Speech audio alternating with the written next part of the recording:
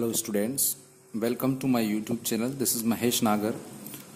आज आपकी जो बुक है हॉर्नबिल फॉर क्लास 11, इसका first chapter the portrait of A lady का सेकंड पार्ट हम समझते हैं। जहाँ पर हमने फर्स्ट पार्ट ख़त्म किया था वहाँ पर हमारा ऑथर हमसे कहता है कि उसने एक इंग्लिश मीडियम स्कूल में एडमिशन ले लिया है और अब स्ट्रीट के वो डॉग्स जो उसकी दादी के साथ उसको मिलते थे गांव में, वो अब नहीं मिलते हैं और यहाँ तक कि अब वो पैदल भी नहीं जाया करता है। उसकी दादी उन कुत्तों को, जो डॉग्स थे, उनको जो बासी चपातियाँ दिया करती थी, अब वो चपातियों की जगह अपने ही घर में सिटी हाउस यानी कि जो शहर में घर है, उस घर के बरामदे में कुछ चिड़ियाँ हैं, उनको दाना डाला करती है। उसके आगे क्या होता है, एज द ईयर्स रोल्ड मतलब साल बीतते गए, by we saw less of each other, और हम एक दूसरे को देखना यानी कि एक दूसरे से मिलना अब कम हो गया था। किसका एक दूसरे से मिलना? ऑथर और उसकी ग्रैंडमदर का। For some time she continued to wake me up and get me ready for school. कुछ दिनों तक तो उन्होंने कंटिन्यू मुझे जगाया और स्कूल के लिए तैयार किया। When I came back, she would ask me what the teacher had taught me। और जब मैं स्कूल से आता था तो वो मुझे से क्या पूछा करती थी, मतलब ऑथर से पूछा करती थी उसकी ग्रैंडमदर कि टीचर ने क्या उसको पढ़ाया, शिक्षकों ने क्या उसको टॉट किया है, सिखाया है। I would tell her English words and little things of Western science and learning। तो ऑथर हमारा क्या बोला करता था, उसकी दादी को बताता था इंग्लिश के कुछ वर्ड्स जो उसको सिखाए गए हैं, और वेस्टर्न साइंस मीन्स यहाँ साइंस से ही है, और उसने क्या सीखा उसके बारे में वो चीजें बताया करता था। द लॉ ऑफ ग्रेविटी का लॉ, आर्किमिडीज प्रिंसिपल्स, या आर्किमिडीज जो है वो क्या है, एक साइंटिस्ट है, उसके जो प्रिंसिपल ने सिद्धांत दिए वो उनको स्कूल्स में पढ़ाया जाता था और वो ही अपनी दादी को वो आकर बताता था। The word being round etcetera, जो वर्ड है वो राउंड है मतलब कि गोल है, ऐसा हमें स्कूल में सिखाया जाता था और वही मैं अपनी दादी को आकर बता दिया करता था, एक्सेट्रा। यही सारी चीजें मैं सिखाई जाती थी वहां पर स्कूल में। दिस मेड हर अनहैप्पी, और ये बातें सुनकर उसकी दादी दुखी होती थी। क्यों होती थी? She could not help me with my lessons, क्योंकि इन लेसन्स का ज्ञान उसकी दादी को नहीं था, इसलिए वो उसके लेसन्स में, उसके पाठों को याद करने में, समझने में मदद नहीं कर सकती थी। She did not believe in the things they taught at English school। उसको, दादी को, उन स्कूल में पढ़ाए जाने वाली चीजों पर विश्वास नहीं था, है ना, जो साइंस है उनकी बातों पर उनको भरोसा नहीं था। And was distressed that there was no teaching about God and the scriptures। और वो distressed थी यानी कि एक तरह से व्यथित थी, एक तरह से उसको बुरा लगता था और चिंता भी होती थी कि स्कूल्स में, इन इंग्लिश मीडियम स्कूल्स में भगवान और स्क्रिप्चर्स मतलब जो धर्म ग्रंथ है उनके बारे में नहीं बताया जाता था।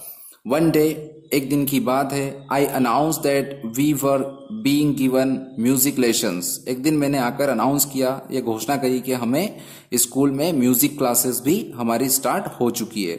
शी वॉज वेरी डिस्टर्ब, और ये सुनकर वो काफी डिस्टर्ब हो गई।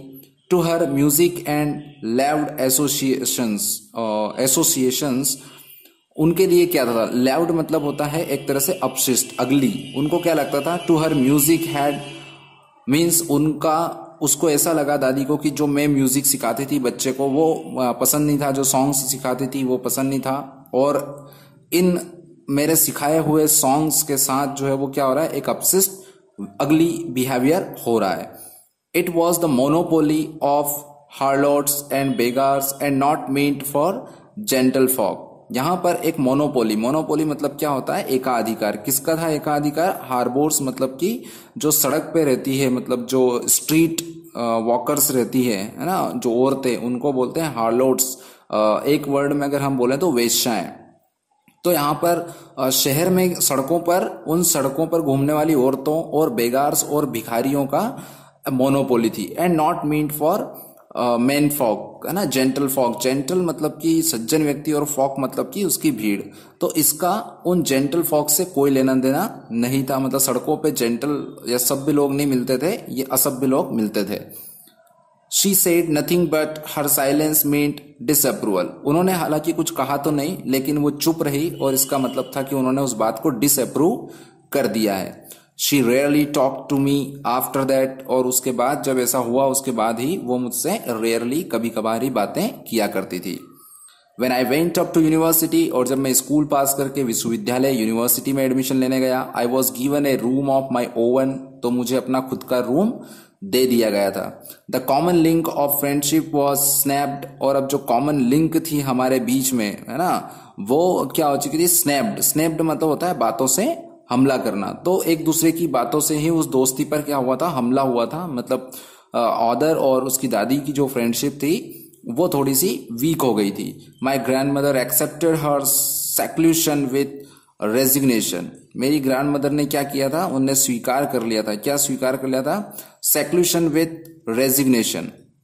सेक्लूशन का मतलब होता है तन्हाई, मतलब अपने आप को जो है वो लोनली रखना लगी थी, और मेरे साथ विथ रेजिग्नेशन, है ना, रेजिग्नेशन मतलब होता है एक तरह से इस्तीफा देना। तो उन्होंने दोस्ती से एक तरह से छुटकारा ले लिया था और वो अकेले ही रहना उन्होंने स्वीकार कर लिया था। She rarely left her spinning wheel to talk to anyone, वो कभी कभार ही अपने स्पिनिंग व्हील मतलब जो चरखा रहता है उसको छोड़कर किसी और से बातें करने लगती थी। अधिकतर मीन्स वो काय में बिजी रहती थी, अपने स्पिनिंग व्हील मतलब कि उस चरखे के साथ बिजी वो रहती थी।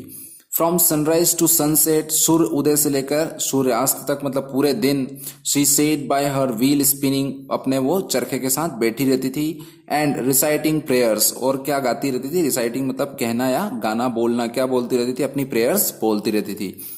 Only in the afternoon she relaxed for a while to feed the sparrows, और केवल दोपहर के समय ही क्या करती थी, वो थोड़ा सा रिलैक्स करती थी, आराम करती थी, और उस समय में भी वो जो चिड़ियां थी उनको फीड, उनको खाना खिलाया करती थी, मतलब दाना डाला करती थी।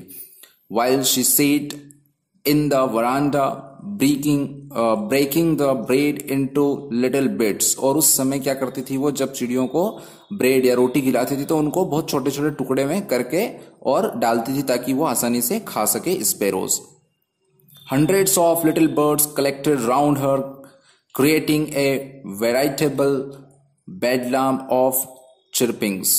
जब वो रोटी डालती थी, उनको टुकड़े करके ब्रेड्स डालती थी, तो सैकड़ों चिड़ियां जो है, छोटे छोटे बर्ड्स जो है वो उसके आसपास कलेक्ट हो जाते, इकट्ठे हो जाते हैं। ए वेराइटेबल मतलब कि कई एक तरह से सच्ची, है ना, फैक्ट ऑफ जेन्युइनिटी उनके अंदर होती थी, है ना।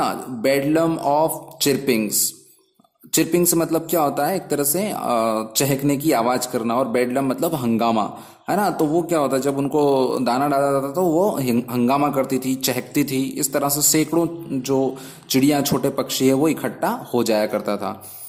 सम came and perched on her legs, कुछ आते थे और उसकी लेग को पर्च करते थे, मतलब कि उसकी पर्च मतलब होता है एक तरह से अड्डा, तो उनका अड्डा हो चुका था वो आंगन, और उसकी दादी के जो पैर थे उनके ऊपर आकर वो बैठ जाया करती थी। तो कई बार ऐसा होता था कि उनमें से कई चिड़ियां जो उसकी दादी के पैर पर भी आकर बैठ जाती थी। अदर्स ऑन हर शोल्डर्स, और कुछ तो उसके कंधों पर भी बैठ जाती थी। Some even sat on her head, यहां तक कि कुछ तो उनके सर पर भी आकर बैठ जाती थी। She smiled but never should them away, वो स्माइल करती थी, उनको वो शूड मतलब कि भगा दिया या भगा देना, तो वो कभी भी उनको भगाती नहीं थी, चाहे वो उसके सर पे बैठे, चाहे उसके पैर पे बैठे या उसके कंधे पर बैठे, वो सिर्फ स्माइल करती थी, कभी भी उनको भगाया नहीं करती थी। It used to be the happiest half hour of the day for her, ये आधे घंटे तक चलता था, और ये आधा घंटा उसकी दादी के लिए सबसे हैप्पीएस्ट जो टाइम है वो हुआ करता था पूरे दिन भर का। When I decided to go abroad for futures of further studies, और जब मैंने निर्णय लिया, यानी ऑदर ने जब निर्णय लिया अब्रॉड यानी कि विदेश जाने का, काय के लिए, फर्दर स्टडीज मतलब कि आगे की पढ़ाई करने के लिए।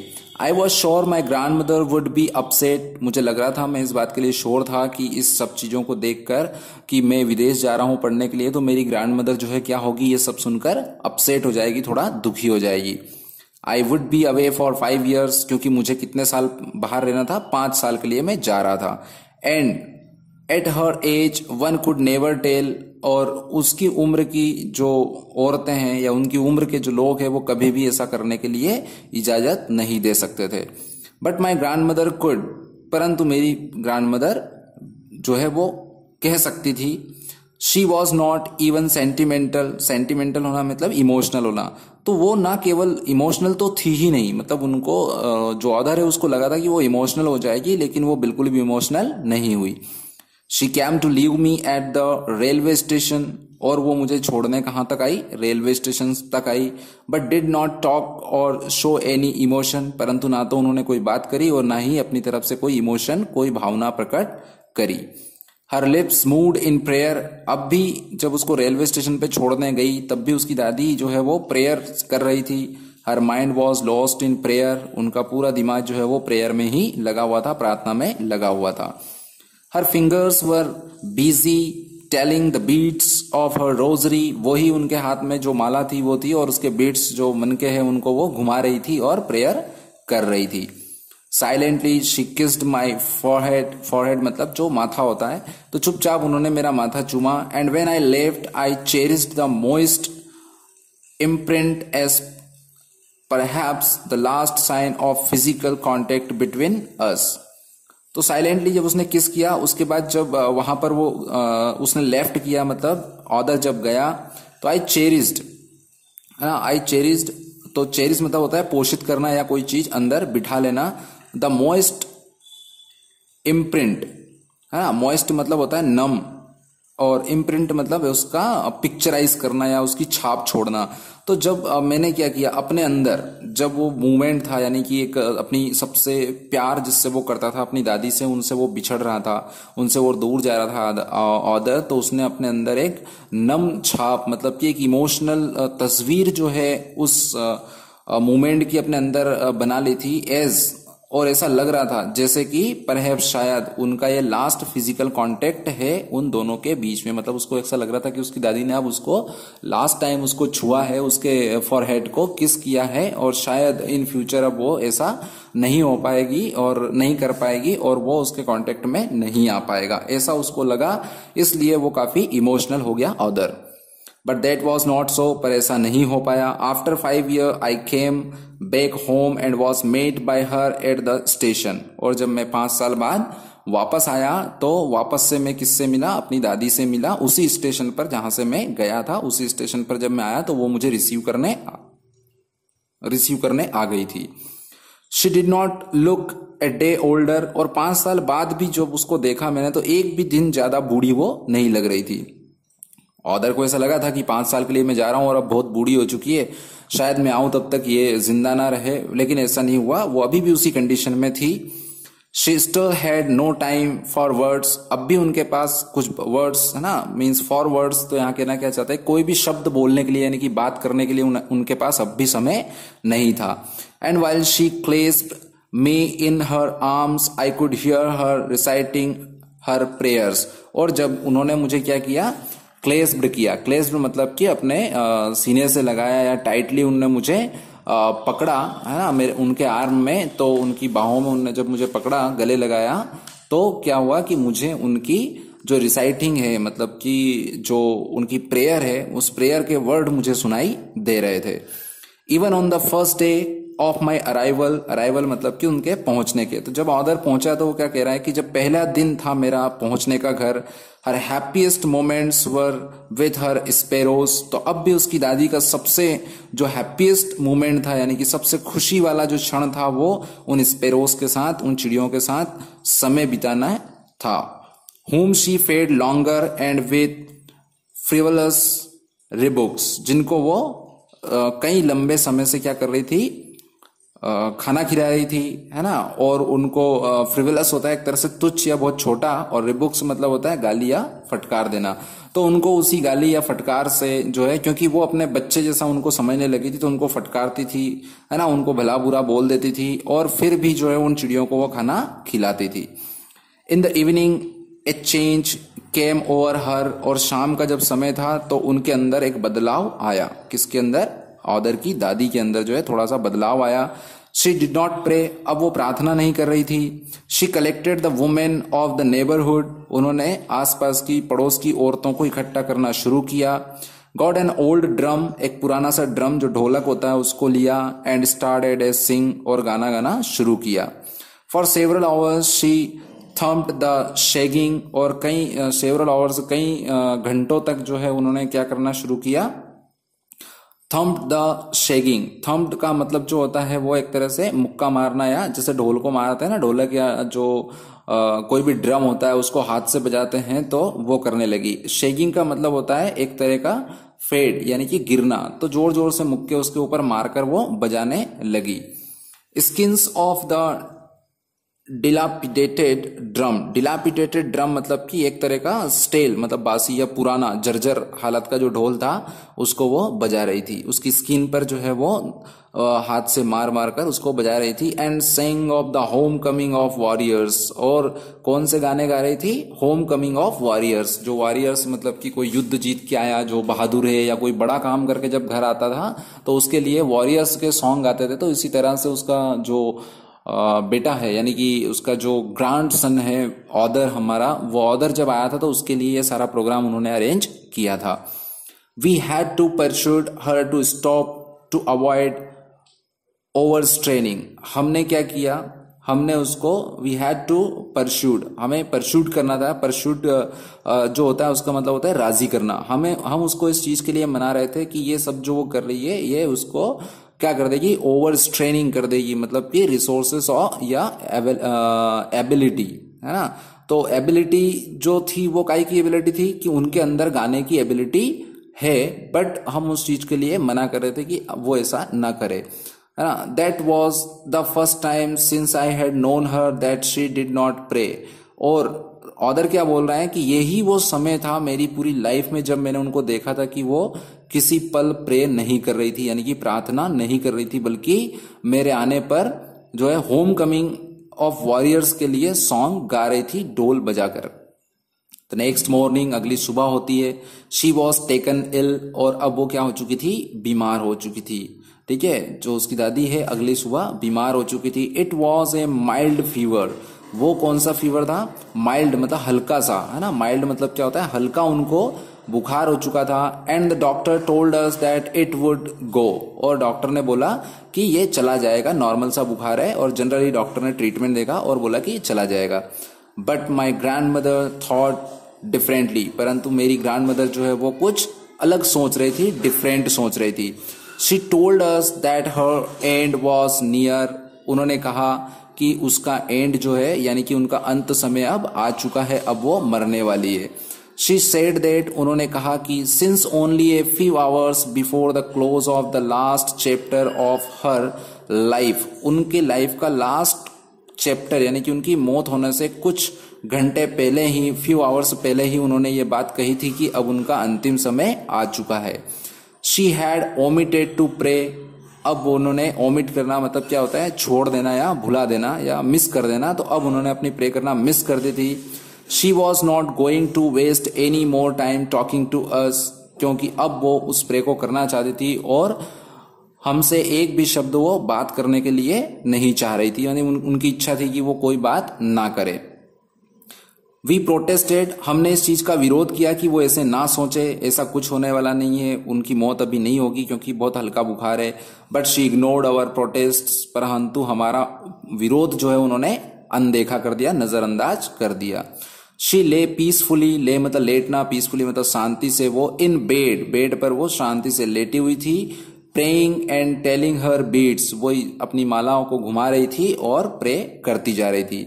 Even before we could suspect, यहाँ की हमें इससे पहले कि कोई शक होता, her lips stopped moving and rosary fell from her lifeless fingers, उनके हाथों से, लाइफलेस फिंगर मतलब मरी हुई उंगलियों से, उनकी रोजरी मतलब जो माला थी मनके की वो गिर चुकी थी। उनके लिप्स जो है वो स्टॉप हो चुके थे। Means she became to end, means वो खत्म हो चुकी थी, मर चुकी थी।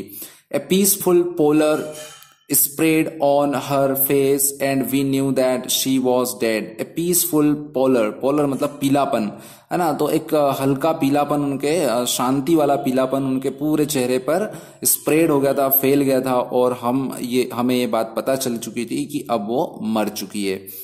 We lifted her off the bed, हमने उसको बेड से उठाया। And as इज कस्टमरी, और जैसे कि हमारी कस्टमरी मतलब कि हमारी प्रथा है ना, जो ट्रेडिशन है, उस ट्रेडिशन के अकॉर्डिंग हमने वहां से उनको उठाया। Laid her on the ground नीचे जमीन पर उनको लेटाया and covered her with red shroud, और हमने उनको लाल श्रॉड, श्रॉड मतलब क्या होता है, जो कफन होता है उसको बोलते हैं, तो उस श्रॉड से हमने उनको ढक दिया, मतलब उनकी डेड बॉडी को के ऊपर ढक दिया।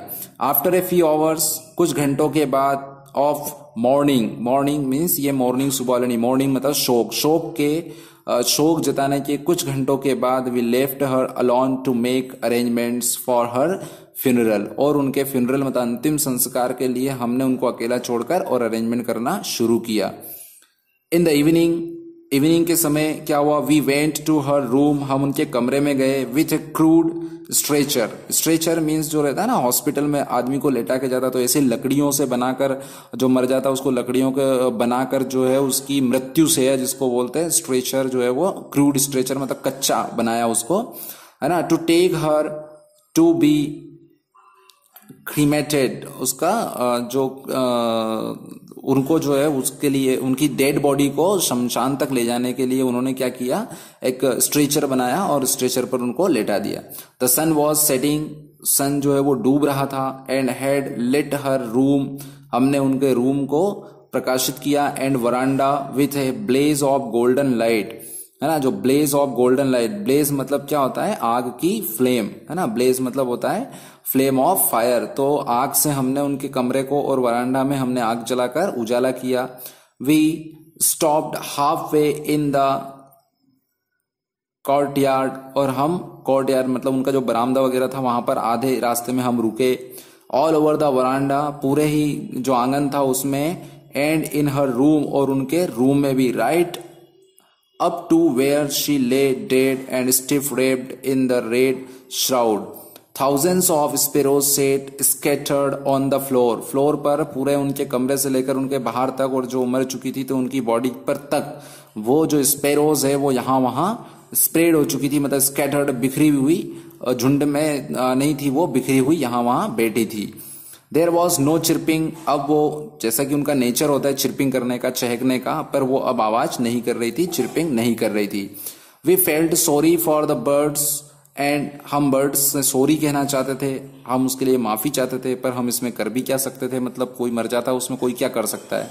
एंड माई मदर, और मेरी मदर ने क्या किया, fetch some bread for them, कुछ ब्रेड्स जो है उनके लिए लेके आई, है ना, फेच मतलब लेकर आना, तो वो कुछ ब्रेड्स, कुछ रोटियां लेके आई। She broke it into little crumbs, little crumbs में उनको, क्रम्स मतलब क्या होता है, टुकड़े, है ना, टुकड़े पार्ट्स में उनको तोड़ा। The way my grandmother use to, जिस तरह के मेरी ग्रैंड मदर उनको टुकड़े में खिलाया करती थी, टुकड़े करके, मेरी माँ ने भी उनको टुकड़े करके और डाल दिए। And threw it to them, और उनके आगे फेंक दिया।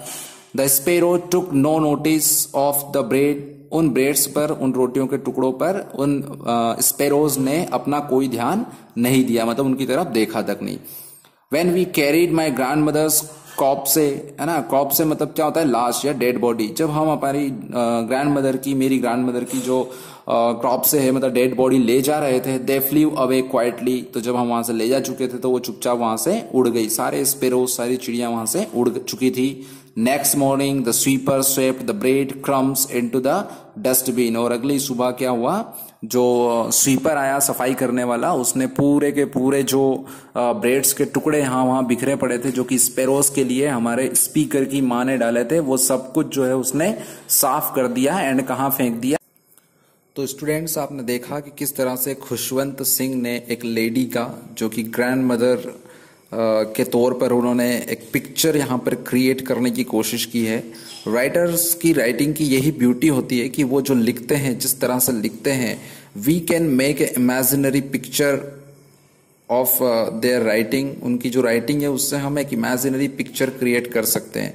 सभी के मन में जब हम उसको पढ़ते गए तो एक पिक्चर जो है हमारे आंखों के सामने, हमें सामने तो नजर नहीं आती है, पर मन में एक पिक्चर चलती रहती है कि किस तरह की दादी होगी, किस तरह का आंगन होगा, किस तरह का जो है कुत्ते और गलियां होगी। Everything we can seen which are not real but we can seen, हम उनको देख सकते हैं। And that is the beauty of writing, यही राइटिंग होता है, यही लिटरेचर होता है कि हमें वो फील करवा देते हैं। तो खुशवंत सिंह एक बहुत अच्छे राइटर थे, आपने देखा, हमने स्टार्टिंग में पढ़ा भी था कि कई सारे अवार्ड्स और रिवॉर्ड्स उनको मिले हैं। तो एक अच्छे राइटर को ये मिलना भी चाहिए जिससे उसका मोटिवेशन होता है। एंड नाउ फॉर अस, हमारे लिए क्या इंपॉर्टेंट है, तो कोई भी लिटरेचर होता है, चाहे वो हिंदी हो, इंग्लिश, संस्कृत, मराठी, तेलुगु, तमिल, कोई भी भाषा अगर आप सीखना चाहते हो तो आपको उसको डीपली रीड करना होगा। आपको वर्ड टू वर्ड समझना होगा कि किस तरह से शब्दों का जाल बुना गया है, किस तरह से शब्द जो है उनका उपयोग किया गया है। So for the English language, this is not our mother tongue, we are studying English as a second language in our study. तो यहाँ पर हमारे आसपास इंग्लिश स्पीकर कम्युनिटी की अवेलेबिलिटी नहीं है, मीन्स बहुत कम एरियाज है, जो मेट्रो सिटीज है वहाँ पर ये मिल जाता है ना, एक एटमॉस्फेयर मिल जाता है। बट विलेजेस में या स्मॉल टाउन्स में इंग्लिश स्पीकिंग कम्युनिटी ना होने की वजह से हम इसको इम्प्रूव नहीं कर पाते हैं। But when we focusing on the words, जब हम वर्ड्स पर फोकस करते हैं, हम देखते हैं कि किस तरह से राइटर ने वर्ड्स को यूज किया है। तो सेम वर्ड जो है उसको थोड़ा सा मॉडिफाई करके उसको एडवर्ब की तरह यूज करते हैं, नाउन की तरह यूज करते हैं, वर्ब की तरह यूज करते हैं। तो वो यूज करना भी आपको सीखना होगा। तो जब जब आप ऐसे रीड करोगे, डीपली रीड करोगे, तो डेफिनेटली आपको वो सारी चीजें जो है वो धीरे धीरे आने लगेगी। It will take some time. आपको लगता नहीं है कि एकदम से कुछ हो सकता है, क्या नहीं हो सकता। आपको लगना चाहिए कि एकदम से कुछ भी नहीं होता है। हर कोई चीज में थोड़ा सा समय लगता है, थोड़ा सा टाइम लगता है। तो give your time and definitely आप अपने आप को स्ट्रांग कर सकते हो लिटरेचर में भी। And soon after giving some time to reading particular language, soon you will be able to write whatever you like to write. जो भी आप लिखना पसंद करते हैं, वो आप जो भी आप लिखना चाहोगे वो सब कुछ आप लिख सकते हो उस पर्टिकुलर लैंग्वेज में, वो भी स्टैंडर्डाइजेशन के साथ। बट उसके लिए आपको थोड़ा टाइम देना पड़ेगा और आपको वर्ड टू वर्ड अंडरस्टैंड करने की कोशिश करना पड़ेगी। I have tried my best to explain you word to word everything. Apart from that, if you have any query, if you have any doubt, you can comment and ask me. Sure, I will answer you soon. Thank you very much and best of luck.